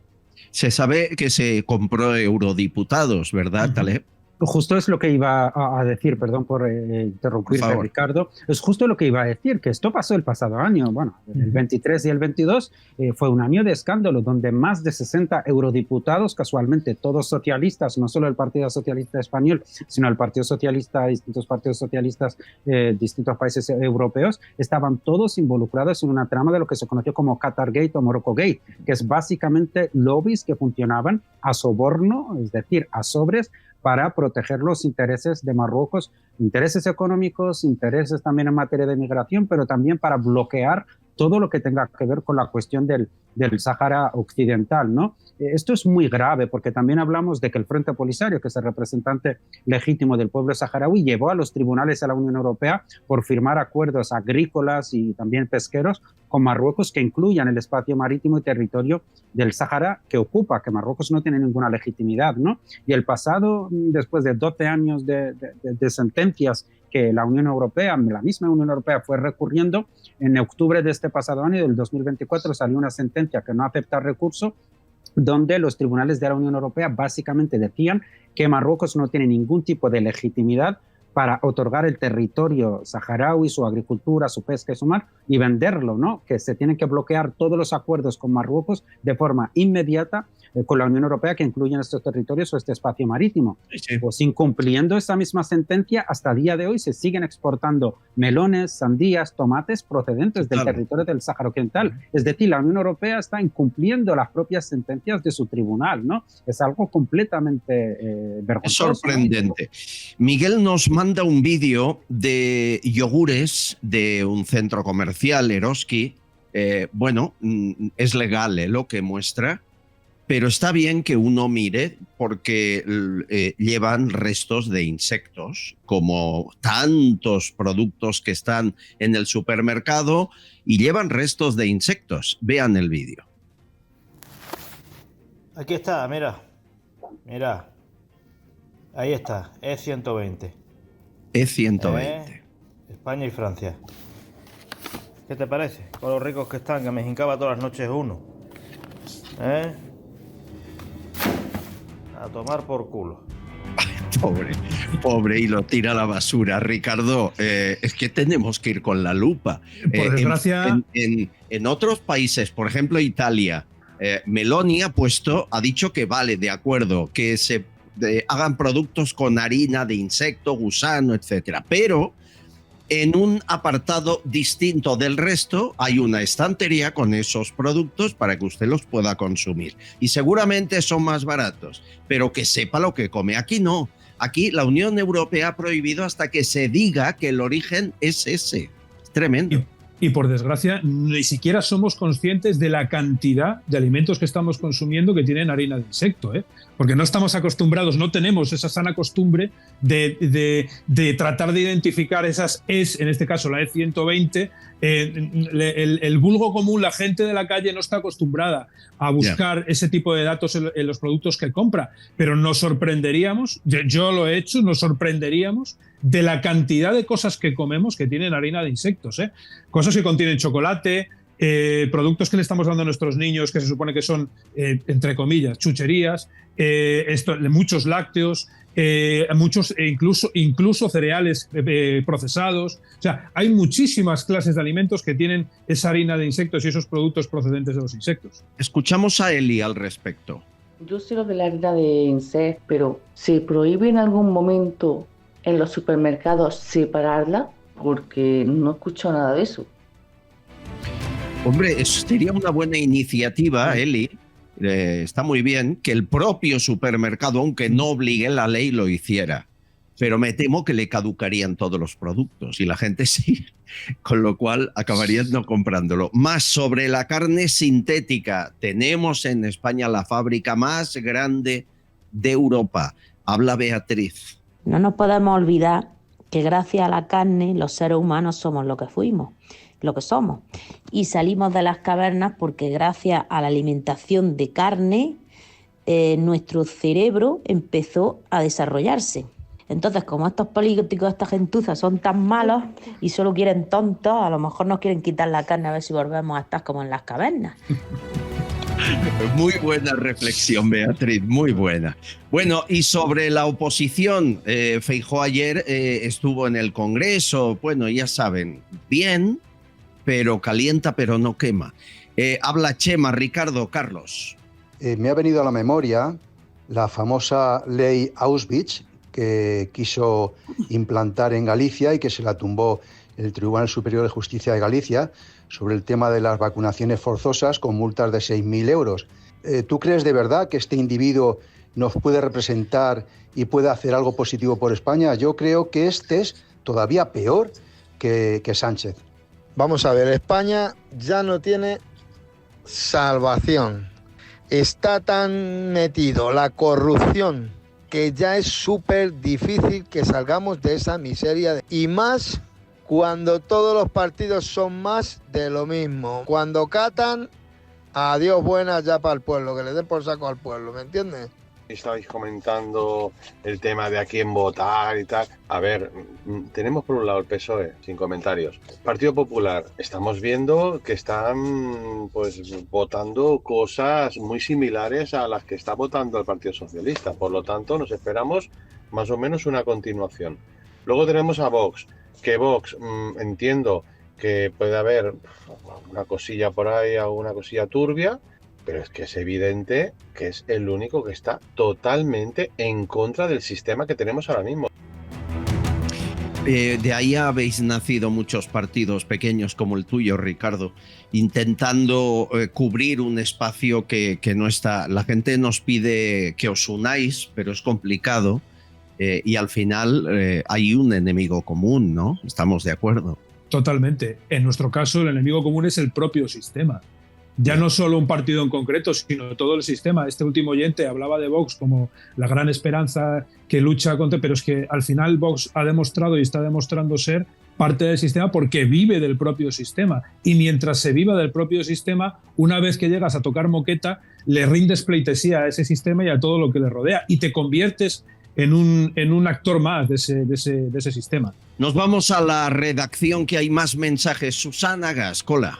Pues un saludo para todos también y estamos aquí en la redacción recibiendo los mensajes. Por ejemplo, Maníaco nos comenta que Yolanda Díaz está pidiendo responsabilidades por los WhatsApps entre Ábalos y Sánchez, pero los pide y pide esa responsabilidad al gobierno español. Menuda ironía, ¿verdad?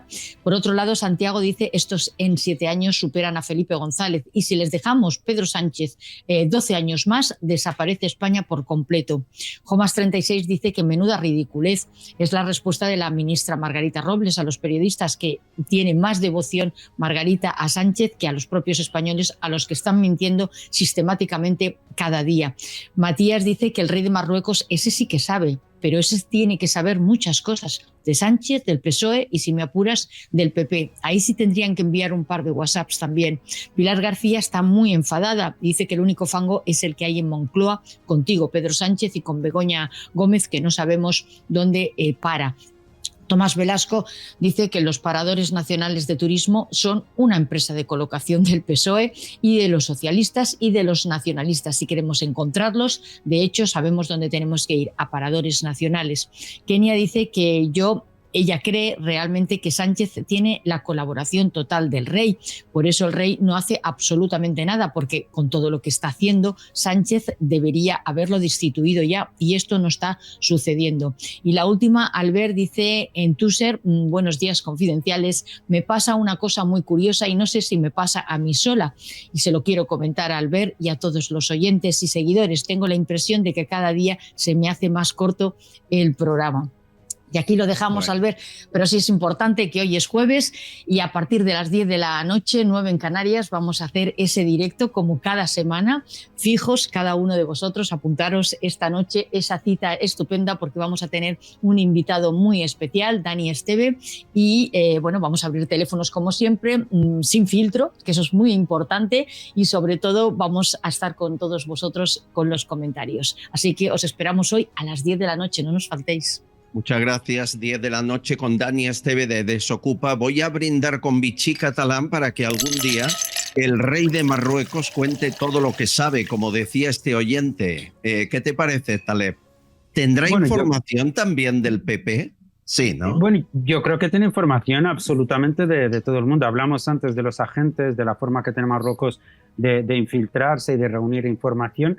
Y se le da bastante bien. Yo creo que hace menos de un año estuve hablando con uno de los periodistas, más de no voy a decir su nombre por respeto a él y por la información también que me ha dado, pero durante los años 90 sobre todo ha sido uno de los periodistas más seguidos quizás en España, quizás fuera del directo os diga su nombre, y él me aseguró que Marruecos tenía como una red perfectamente organizada para la compra de periodistas y también de políticos, y básicamente su modo consistía en invitarles a hoteles lujosos y demás, ofrecerles todo tipo de chicas, conseguir imágenes comprometidas y luego empezar el ejercicio de chantaje, ¿no?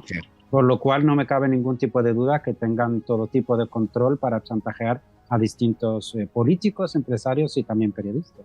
Esto lo hizo Cuba muchos años, ¿te acuerdas, Morado? Sí, sí. Invitaba a actores españoles, les grababa en situaciones comprometidas y luego eran activistas a favor de Fidel. Media vida estuvieron así. Los dictadores actúan igual.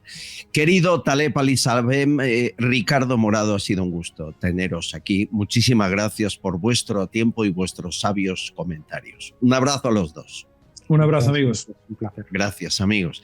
Y lo que viene ahora no es cualquier cosa. No ha sido fácil entrevistar a esta mujer y les aseguro que la emoción que yo he sentido la van a sentir ustedes. Por Madrid se pasea un torturador que fue el jefe del SEBIN, del Servicio de Espionaje Venezolano. Le vamos a llevar a tribunales, sí, a la Audiencia Nacional y que responda por crímenes contra la humanidad. Quien le ha llevado a tribunales es una mujer torturada por él infinidad de veces. Hoy da la cara en este programa. Se llama Dulce Bravo. En unos segundos. Estás escuchando Castellón Confidencial. Javier Peno es una gran persona. Lleva 35 años en su joyería comprando joyas, brillantes, oro y ahora muy especialmente primeras marcas de relojes como Cartier y Rolex de los años 80, 90 y 2000. Y siempre ofrece una tasación más alta. Nadie te va a pagar más. Tiene 6 tiendas en Cádiz y la central está en Madrid, en la calle Arenal número 7. No te confundas, que el 7 trae suerte. En el primer piso, al ladito de la Puerta del Sol. No cierran al mediodía y son confidenciales. Si quieres quieres hablar con Javier, le llamas de nuestra parte al 91 593 0491. 91 593 0491. De toda confianza.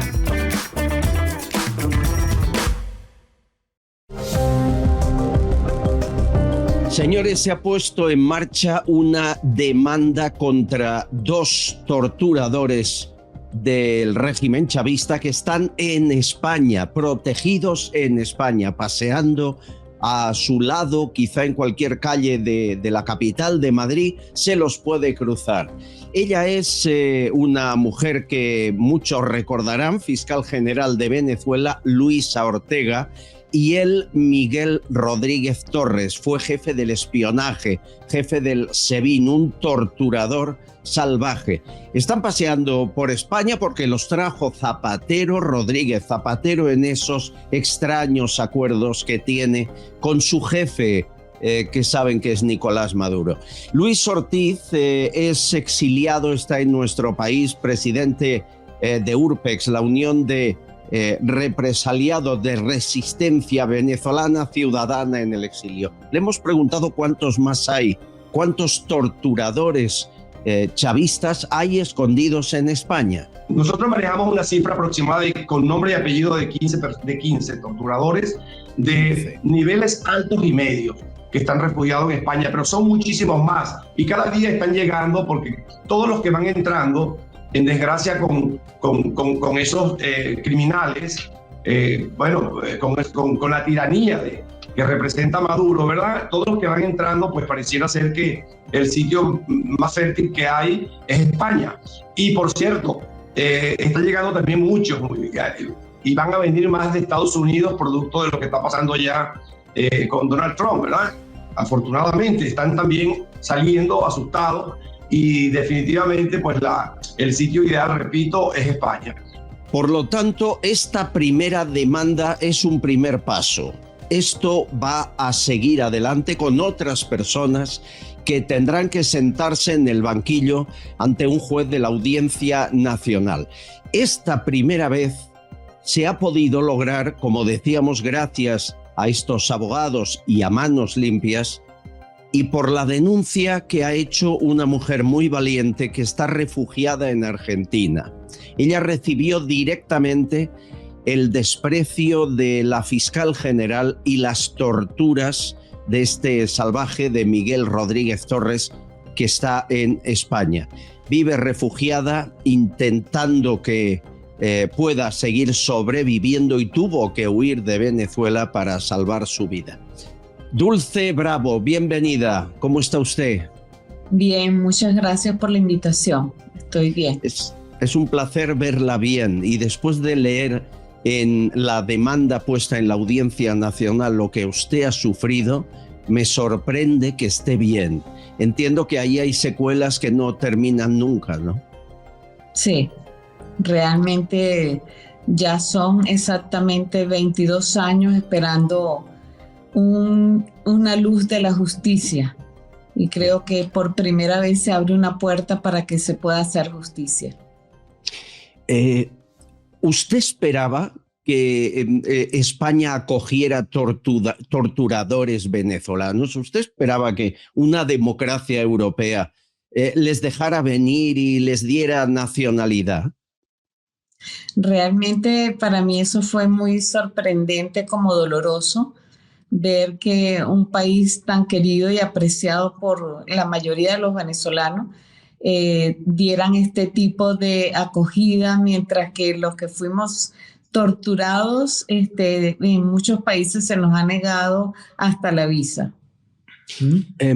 A usted se la llevan adormecida, le ponen un pañuelo en el rostro, algún tipo de anestésico, la meten en un coche negro y cuando despierta está en una sala medio desnuda y atada con las manos a una silla y ahí empieza un interrogatorio que es una tortura. ¿Cuántas horas o días duró esa agonía?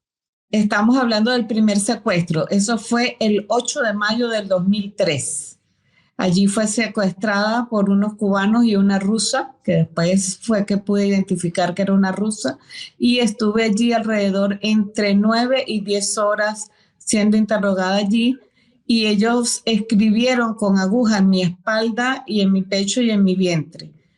Después de esas horas me dejaron tirada frente a una iglesia que se llama Iglesia La Cormoto en el sector El Paraíso de Caracas, y de allí pueden rescatarme Vasco da Costa, que en paz descanse, con algunos amigos, y me llevaron a la clínica Caracas, en Caracas, donde gracias a Dios tuve la asistencia de médicos neurólogos y pudieron descontaminar mi cuerpo de químicos de contacto que habían colocado, lo cual me habían adormecido y estaba prácticamente drogada.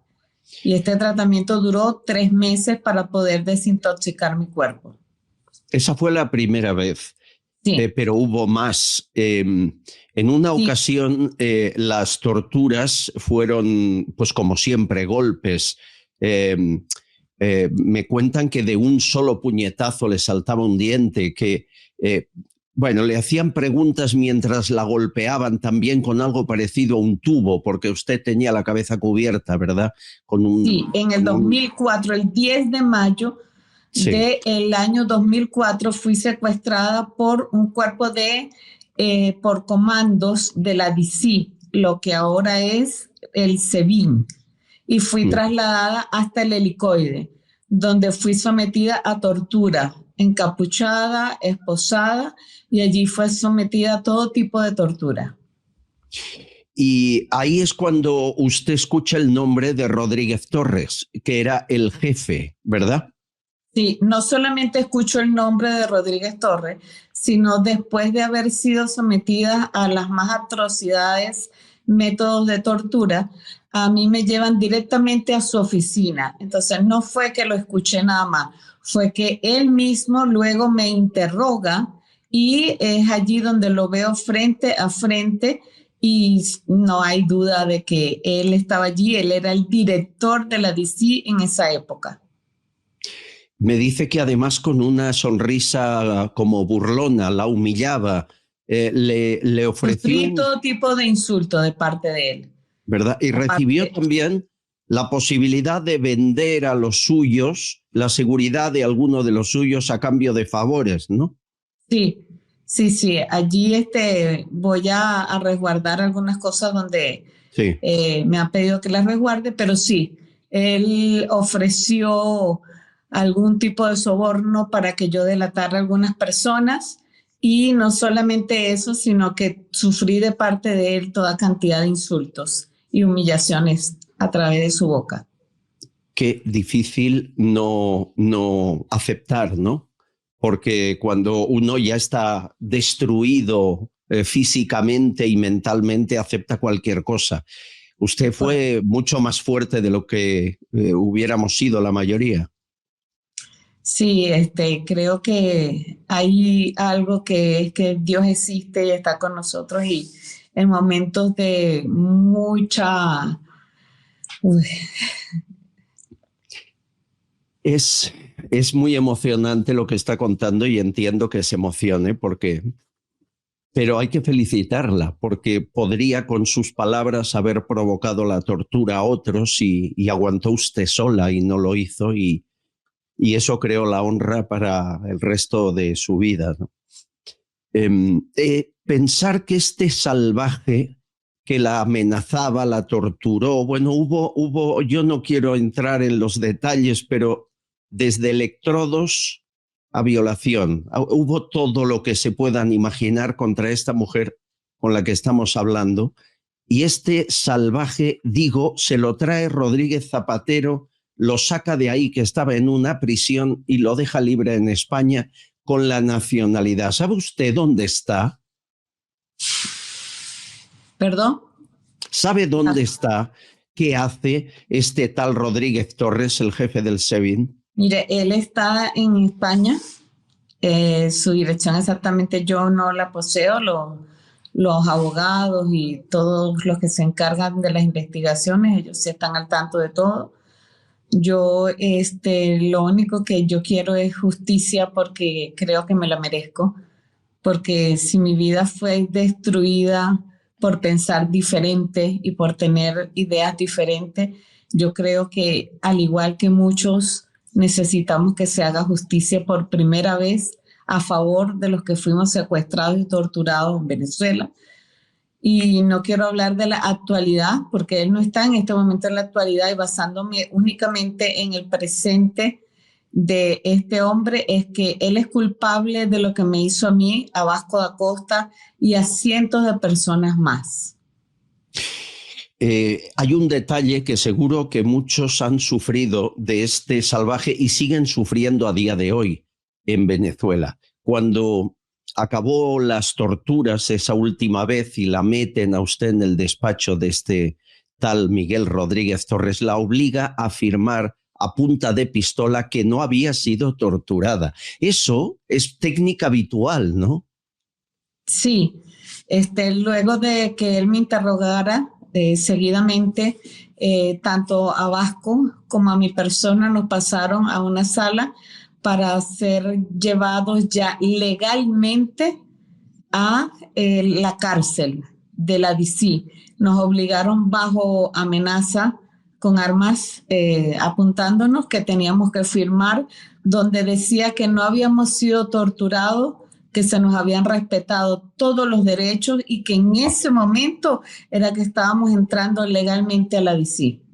¿Cuál ¿verdad? es el papel de Luisa Ortega entonces? Luisa Ortega, luego de ya el proceso que sufrimos, donde estuve en una cárcel militar, es donde ella, al yo estar en libertad, empezó una cantidad de persecuciones contra mi persona, donde en diferentes ocasiones dio la orden para que se me llevara a interrogatorios o a un seguimiento constante.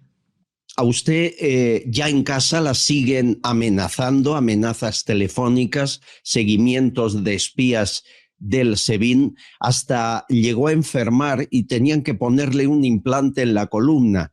Y ahí es cuando usted recibe una advertencia, creo que de su hija. Cuénteme. Sí, luego de pasado el tiempo, primero que nada, no podía trabajar en ninguna parte. Luego de muchas persecuciones y seguimiento durante muchísimo tiempo, yo enfermé y es allí donde se toma la determinación que tengo que salir de un día para otro del país, porque el día que tenía que ser sometida a la cirugía, había una amenaza sobre mi persona de que si entraba al quirófano no iba a salir. Y es allí donde en una reunión con mis hijos tomo la decisión de que tengo que salir del país sin previo aviso y sin siquiera tomar las previsiones para poder salir del país. Salí de mi país con una mano adelante y una mano atrás, como decimos los venezolanos, sin la ropa adecuada, sin dinero y sin nada. Bueno, pero con vida, ¿no? Con vida. Dulce, sigue usted refugiada en Argentina. Durante este tiempo ha visto cómo en su país no mejoran las cosas y muchos torturadores y asesinos, como decíamos al inicio, se refugian en España. Esta va a ser, si todo va bien, la primera vez que dos de ellos se sientan en un banquillo. ¿Es así? ¿Nunca ha ocurrido? Eso nunca ha ocurrido. Y lamentablemente, al uno no contar con suficiente dinero, no hubo ningún abogado que se hiciera cargo de tomar mi causa. Quiero que escuche al ministro Álvarez, el ministro de Exteriores español. Hace poco le preguntaban por qué había llegado a España Miguel Rodríguez Torres, o sea, el torturador, el jefe del SEBIN. Para él es un venezolano más. Confirmo que desde el domingo pasado a las 6:30 de la mañana se encuentra en España el general Rodríguez Torres. Ha llegado igual que han llegado más de 70.000 venezolanos en estos años, con un esfuerzo que ha hecho el gobierno de España hacia un pueblo hermano como es el pueblo venezolano. ¿Qué le dice al ministro de Exteriores español que dice que es un venezolano más? Sí, es cierto, es un venezolano. Es un venezolano que se encargó durante muchísimo tiempo de dirigir torturas y de ser el responsable de la violación de los derechos humanos de cientos de venezolanos y de la muerte de muchos, donde estoy totalmente segura que las almas de cada una de esas personas que tuvieron que fallecer hoy también están reclamando justicia. ¿Usted llega a entender por cómo se puede ser tan cruel? No sé, nunca pude entender cómo una persona puede ser tan diabólicamente mala, y es algo que no me explico, cómo puede ser el ser humano tan despiadado y tan criminal y no tener conciencia de que por su sangre, por sus venas también corre sangre, igual que por las mías y por cada uno, y aún así pretender que no hay nada que hacer, no lo logro entender. ¿Y algún mensaje a Rodríguez Zapatero, que lo trajo a España? No quiero darle mensaje porque quizás le quede un grado de conciencia para enfrentar la verdad y pedirnos disculpas, no solamente a mí, sino a todos los venezolanos que nos sentimos tan humillados y tan pisoteados con esta decisión de refugiar a alguien que nos ha matado tanta gente y que nos ha torturado. No perdona, ¿no, Dulce? No tengo odio, solamente quiero justicia. Con odio no se puede vivir, pero sin justicia tampoco, ¿verdad? Sin justicia. Es correcto. Tampoco. Necesito cerrar necesito cerrar ese capítulo en mi vida viendo que alguien de verdad puede implementar la verdadera justicia. Espero que la Audiencia Nacional Española lo haga. Y lo que hemos de hacer, estamos haciendo ya muchos periodistas, es divulgar la historia, mostrar la cara de Luisa Ortega, de Miguel Rodríguez Torres, que no se olvide lo que hicieron. Porque, insisto, los tenemos aquí. Tenemos a gente tremendamente peligrosa paseando por las calles de Madrid como si nada. Se acabó la impunidad. Querida Dulce, ha sido un placer conocerte. Me sorprende tu firmeza y valentía después de lo que te ha costado llegar aquí, y que estés viva es un milagro. Algún día tu país te lo agradecerá. Amén. Un beso fuerte, Dulce. Gracias. Gracias. Gracias. Castillón Confidencial, de Albert Castillón. Muchísimas gracias por sus donaciones a Javier Sanz, a José Antonio RM, que dice ánimo y fuerza, que prevalezca la verdad. Me gusta mucho que digan esto. Bueno, y a la gente que aún sigue enviando peticiones para las alarmas que no hemos empezado a repartir aún. Espero empezar a repartir hoy o mañana y que llegarían, espero, la semana que viene. María Amparo, José Adrián, Charo, Andrés, Mari Carmen, Carolina. Bueno, hay un montón de oyentes.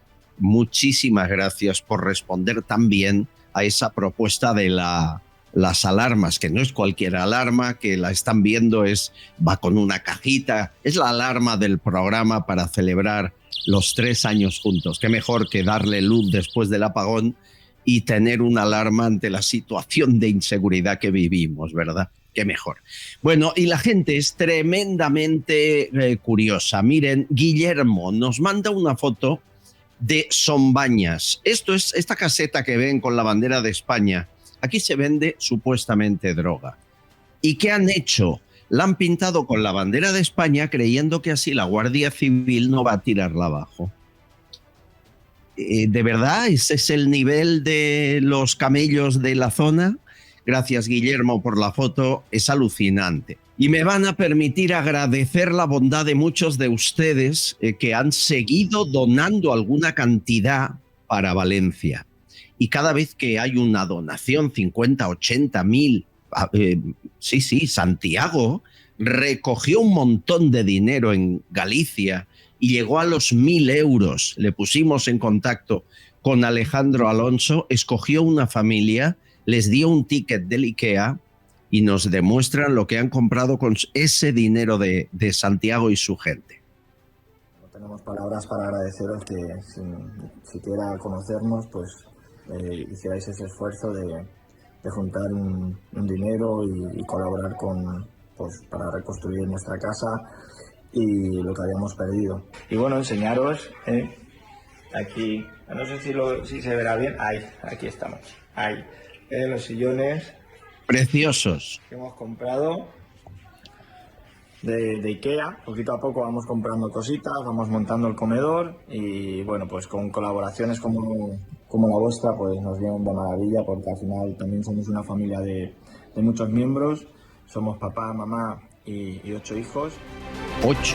8 hijos, no creo que quepan en 2 sofás, es Jorge, gracias Jorge, y sobre todo a Santiago. Y también este ordenador que regaló Isabel, querida Isabel, ahí está la entrega del ordenador a quien ha correspondido y así lo hacemos, cada dinero que entra para Valencia, que aún va entrando algo, ahora ya no cogemos objetos, pero ese dinero no es nuestro y lo derivamos a Alejandro Alonso, que nos da fe de la entrega de cada uno de ellos.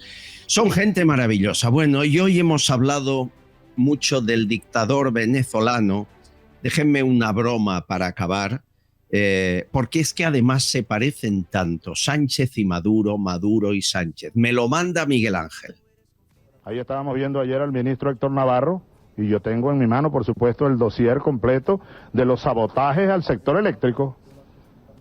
Seguimos siendo víctimas de sabotaje de quienes pretenden que Venezuela se hunda en un caos. No lo van a lograr.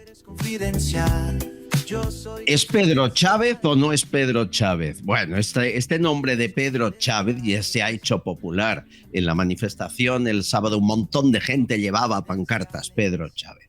Amigos, mañana volvemos. Les espero aquí. Gracias por su confianza, por su ayuda. Sé que no estamos solos, somos cada vez más en esta trinchera. Hace la voz. Todos confidenciales, pero solo para mentes abiertas y para gente despierta. Desde la trinchera, las balas silban y no hay manera de salir allá afuera. Aquí la libertad tiene las alas de cera. Albert Castillo, Susana Gash, Tucci Castillo y demás.